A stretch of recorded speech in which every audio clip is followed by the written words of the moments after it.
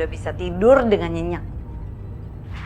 Lagian Mas Rudi sih, dikasih tahu kok nggak percaya.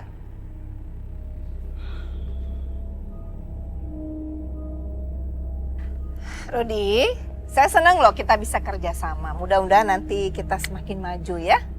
Semoga kerjasama kita langgeng ya, Bu. Iya. Oh ya, ini kenalin anak saya Lulu. Halo Om. Kamu kerja di mana, Lu? Sama ibu kamu? Oh, jadi kalau Lulu itu kerjanya di bidang jurnalis. Dia kerja di majalah yang isi beritanya itu tentang jin hantu. Saya juga bingung, serem loh.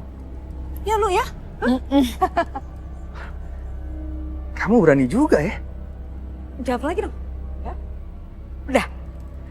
Dari tadi dulu mau ngomong nggak jadi. Oh, ya udah, kamu yang jawab. Kan tadi kamu yang ditanya. Oh, udah dulu yang jawab ya. Iya.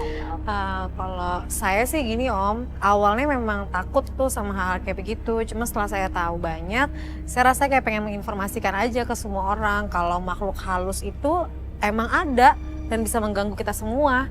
Nanti Om kalau misalnya mau diruqyah, gak ada yang bercanda.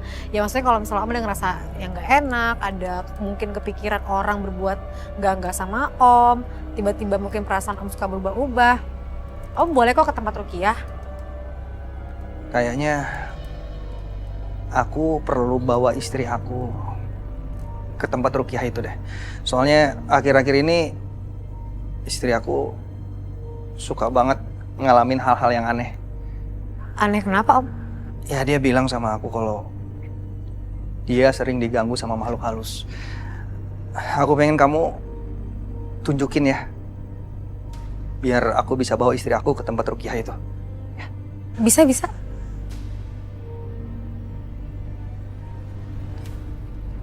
Mas Rudi, saya perkenalkan ini Pak Kiai Abbas. Pak Kiai Abbas itu adalah pemimpin di tempat ruqyah ini. Nah kalau ini Ustadz Ryan. Sepertinya dugaanku benar kalau Lulu itu suka sama Ryan. Ustadz Ryan ini salah satu kepercayaannya Pak Kiai Abbas yang membantu ruqyah di sini. Kebetulan nama saya Andra. Saya paling ganteng di sini. Saya juga bisa ngusir setan. Bukan begitu Pak Kiai? Mohon maaf Bu, Pak. Saya harus menyelesaikan dulu merawat pasien lain. Oh iya.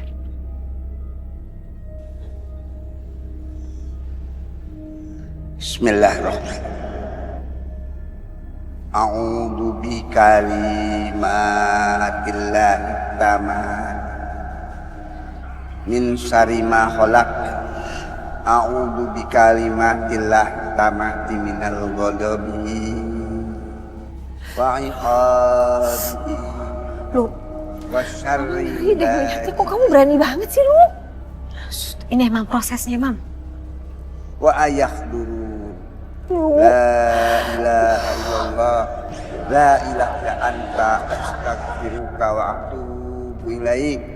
Subhanallah walhamdulillah wa la ilaha illallah Allahu akbar.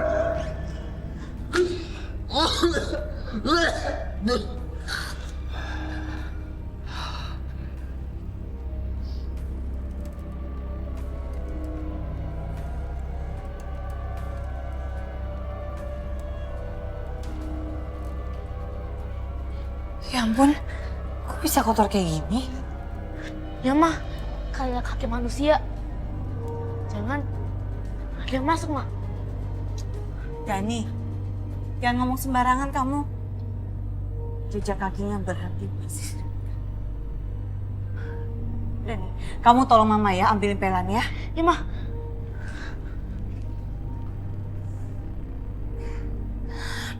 Perasaan aku nggak enak. Ini seperti bukan jejak kaki manusia. Besar banget. Tapi masa setan sih? Kan aku udah masang penangkal setan di rumah ini.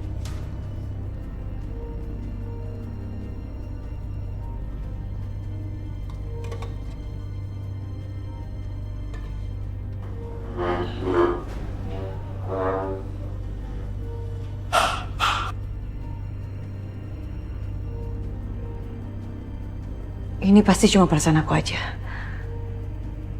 Gak mungkin lah. Rumah ini kan udah bersih dari setan. Percuma dong aku bayar mahal-mahal.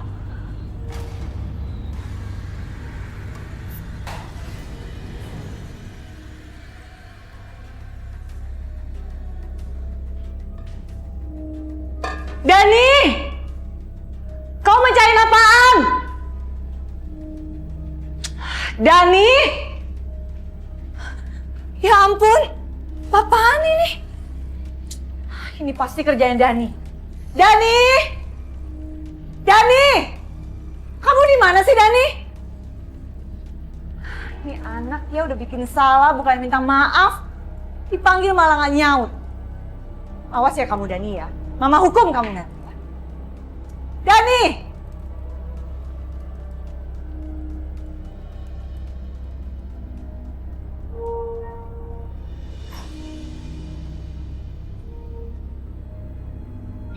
Dani! Dani bangun! Dani bangun! Apa, Ma? Kamu jangan pura-pura tidur deh, Dani. Kamu kan yang mecahin vas bunga di depan, hah? Enggak, Ma. Dari tadi kan Dani tidur. Kamu sekarang udah mulai pintar bohong ya sama Mama ya? Kalau bukan kamu terus siapa? Setan! Bukan Dani, Ma. Dani nggak bohong. Masih mau bohong sama Mama, hah? Ampun, Ma. Masih mau bohong sama Mama? Oh, Mama cubit lagi. Vika. Udah. Kamu ini apa-apaan sih? Masa sampai kayak gitu marah-marahin anak sendiri? Ini si Dani udah mulai pintar bohong sama aku, Mas. Dia nggak ngaku kalau dia yang pecahin vas bunga. Padahal tadi dia lari-larian di luar. Om, bukan Dani, Om. Dani dari tadi tidur. Bohong! Vika udah. Lagi pula cuma pas bunga, nanti kamu aku kasih uang, kamu beli yang baru ya. Tapi Mas, Udah Vika udah. Kasihan Dani. Siapa tahu yang dia omongin itu bener, dia jujur.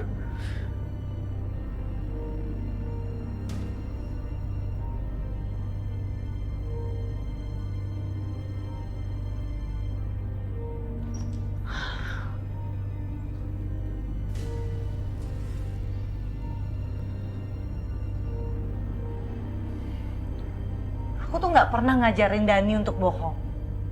Tapi kenapa sekarang anak itu mulai berubah ya, Mas? Mulai pintar bohong dia. Ini pasti karena pergaulan dia di sekolah. Udah Vika, udah. Kita nggak usah bahas Dani lagi. Ya siapa tahu Dani nggak bohong, dia bicara jujur. Mas, aku tuh dengar sendiri, Mas. Anak laki-laki lari-lari di depannya, siapa lagi kalau bukan Dani? Terus siapa yang pecahin vasnya? Setan gitu. Aku jadi bingung sama kamu. Akhir-akhir ini kamu itu gampang banget emosi, marah-marah. Kamu ikut aku ya? Ikut kemana? Ke rumah Rukiah. Ngapain, Mas? Ya, kamu bisa dibersihin dari dalam di sana. Kita kan nggak tahu. Di dalam diri kita bisa aja ada makhluk jahat yang nempel kayak jin. Ya. Enggak ah, nanti aja, Mas. Aku tuh khawatir banget sama kamu. Kemarin-kemarin ini kamu lihat yang aneh-aneh, mimpi yang enggak, denger yang macem-macem. Apa jejak yang aku lihat tadi malam itu? Nggak mungkin. Aku kan punya jimat dari dukun. Nggak mungkin jin itu masih ada di rumah ini. Vika, apa yang kamu pikirin sih? Hah? Udahlah, Mas, nanti aja ke rumah Rukiahnya. Masih belum ada waktu.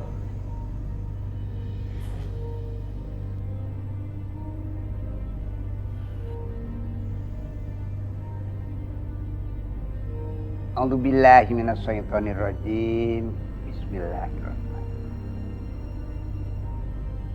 Kita sering mendengar ada rumah sering diganggu jin atau dihuni oleh jin-jin jahat.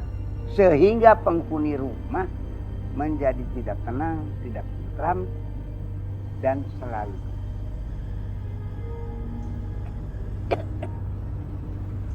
Ada beberapa ciri rumah yang diperkirakan dihuni oleh jin.